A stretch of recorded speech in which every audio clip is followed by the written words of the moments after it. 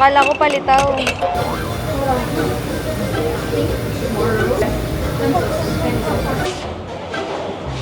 Lagi ako naghihipan kahit di may init. Hey guys! It's Zen. Welcome back to the channel, and for today's video, mag-food trip tayo guys. Pero guess what? Guess where? Nandito tayo ngayon sa Taipei, Taiwan in Ximenting. And gusto ko kayo isama sa food vlog na to para if ever pumunta man kayo dito, meron kayong mga ideas sa mga food na itatry nyo. Kasi guys, sobrang daming pagkain dito and sobrang excited na ako na try lahat. Tara! Papakita ko sa inyo yung first stop natin. Dito tayo ngayon sa famous noodle house, Aichung Flour Rice Noodle. So, naka-order na pala si Pat. 60 NTD yung price niya. Meron siyang laman ng mga kung ano-ano, intestine. Ano siya, shrimp. Try ko yung with laman. Parang kailangan nga siya ng sauce. Hinto pa lang siya, nilalasahan talaga. Meron mo din siyang sa takoyaki. May ingredients siya na gano'n. And then, meron din siyang cilantro. And nagustuhan ko siya. Alright guys, so next stop natin is itong fried chicken ng J&G. Dito pa rin to sa pagbaba ng Ximenting Station. Malapit dun sa may LGBT walkway. Kakatapos lang namin mag-coffee and maglakad-lakad. So nagutom kami and we will try this number 1 Taiwan fried chicken. So ito yung menu guys. Large, medium.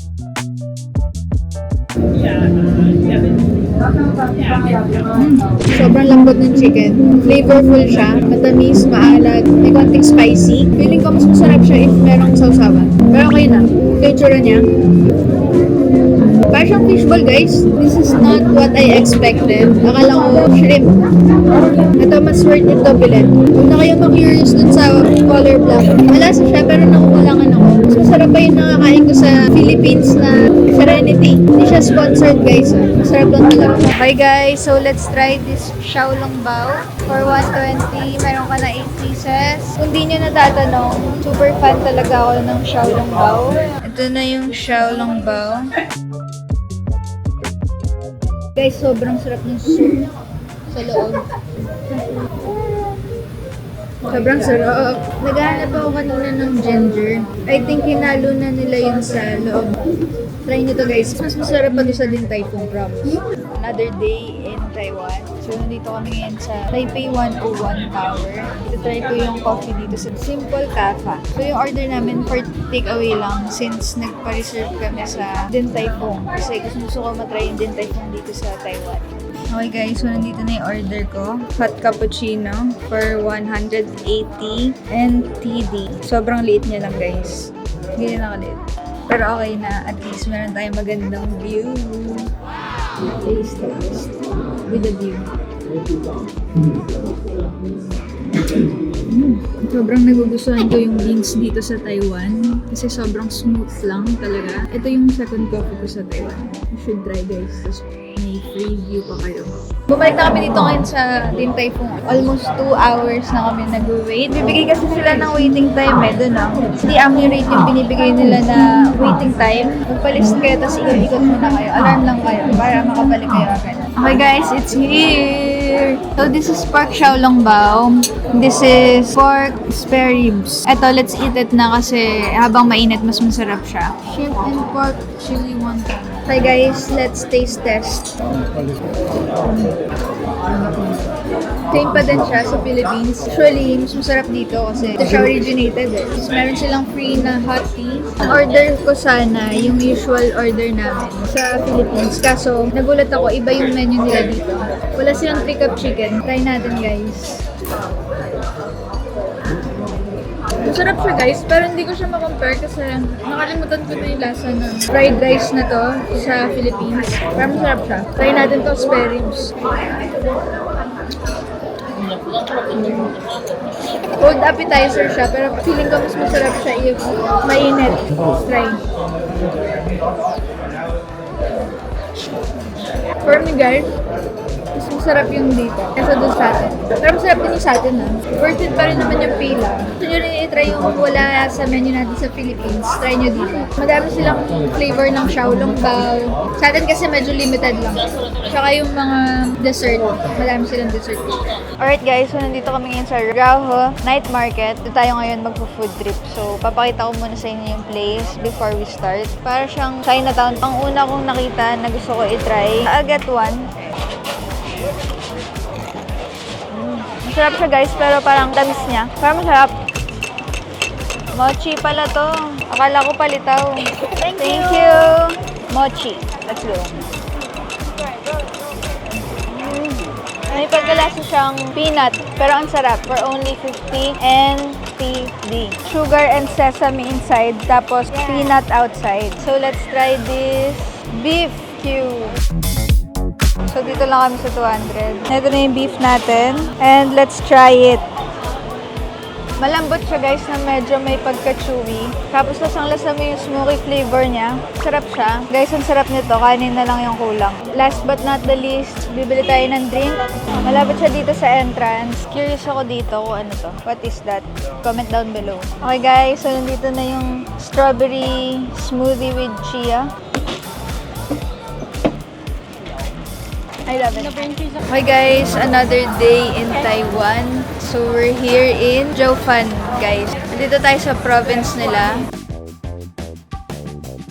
Ang tawag pala dito guys is sea snail. So, pinalagyan ko siyang pepper and sauce. Hindi ko alam kung anong sauce yan, pero let's try it. Try natin yung with sauce.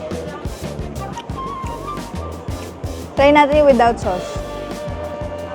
Masarap siya guys. Para siya yung tahong, pero mas masarap pa. I like it. Mahilig ako sa mga ganitong foods eh. Guys, yung mga Taiwanese, mahilig sila maglagay ng spicy without asking. So, tanongin nyo muna before kayo bumili. Maanghang siya eh, pero okay lang sa akin kasi kumakain naman ako ng maanghang. Okay, so orderin namin yung famous dito. Bigyan kayo ng paper para mag-order. Braised pork yan guys, na may tofu, tapos naka-marinate na yung egg nila. And then, I don't know what is this, pero ito mukhang cabbage. Pagkatang ko lang egg. Malasa yung pork nila guys, pero kasi yung pork nila, like, puro taba lang talaga. Wala siyang laman. Ito kaya ano to? Parang plum. Nagustuhan ko yung pork, tsaka yung egg niya. Okay guys, so at least dito meron silang dine-in area. Unlike dun sa iba, wala kayong mauupuan, kaya talagang tayo-tayo lang pag kumakain. Okay guys, so gusto ko naman tayo try.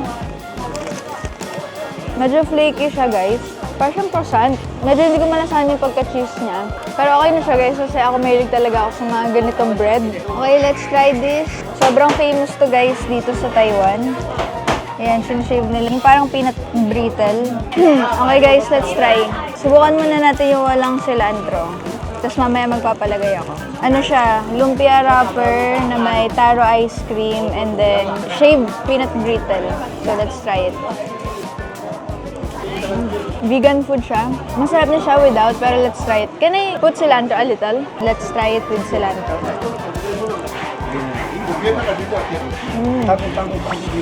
Much better with cilantro. Pero, depende ba rin yun sa inyo kung anong prefer nyo. Kasi madaming tao ang ayaw sa cilantro eh.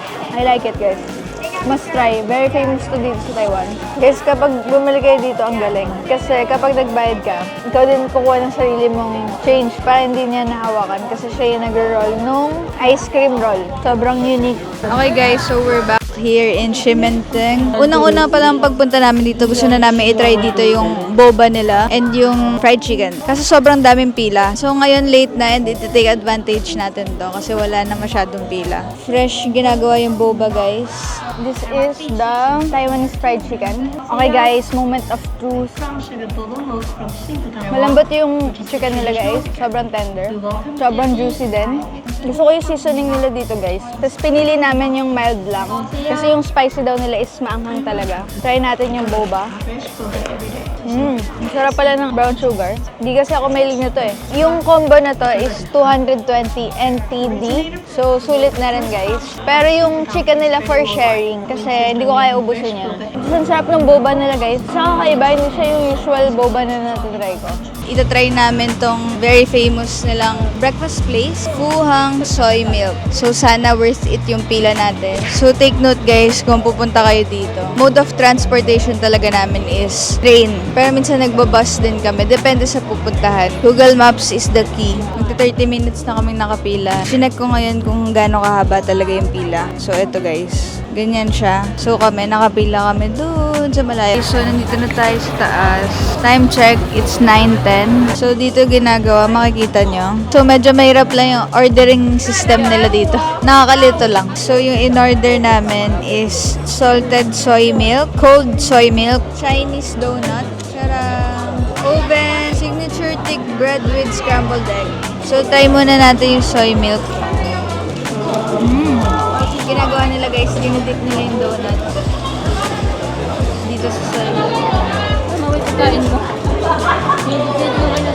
Ang sarap ng donut. I like it. Salted soy milk, parang siyang taho. Tapos nakahalo na sa kanya yung Chinese donut. Pero guys, mas masarap siya kung mas mainit. Hindi na kasi mainit yung bread since naka-pre-made na siya. Yung ginagawa nila kasi by order. So yung first step is yung drinks or soup. Next is yung mga breads na. Yung bread nila may flavor din guys. May pagka-salty siya tapos may sesame. Overall naman guys, for me, it's a 10 out of 10. Total namin dito sa food namin ngayon is 160 NTD lang. So, okay na din. Tipid na din. So, kung pupunta kayo dito guys, make sure agahan nyo yung punta nyo. Nakalagay kasi sa sign sa labas. Open siya from 5:30 a.m. to 12 noon. So, kailangan talaga agahan nyo kasi may pila pa. Kahit yung mga locals dito guys, pumipila. Thailand! Ay, Thailand. Shimantin. Shimanding lang yun sa akin. Okay na? Wait, papakita ko sa inyo.